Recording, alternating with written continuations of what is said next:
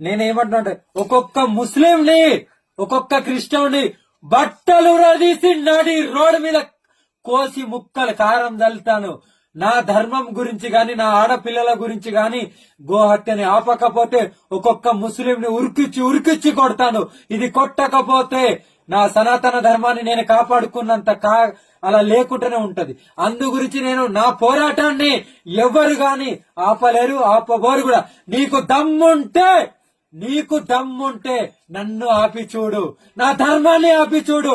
నువ్వు ఏం ఎత్తుకొని వస్తావరా నా దగ్గరికి, కానీ నన్ను ముట్టుకోవడానికి కూడా నీ దగ్గర అంత శక్తి లేదు. ఒక్కొక్క ముస్లింని గాని ఇక్కడ ఇదే హిందుస్థాన్ లో లేకుండా చేసే బాధ్యత నాది. ఇక్కడ అందరు హిందువులే ఉండాలి. ఇది హిందూ దేశం, హిందూ రాష్ట్ర, హిందూ దేశం. నేను ఇది కూడా చెప్తున్నాను, హిందువుని ముట్టాలంటే గజ గజ గజ గజ ఒక్కొక్క తల్వార్ హత్యార్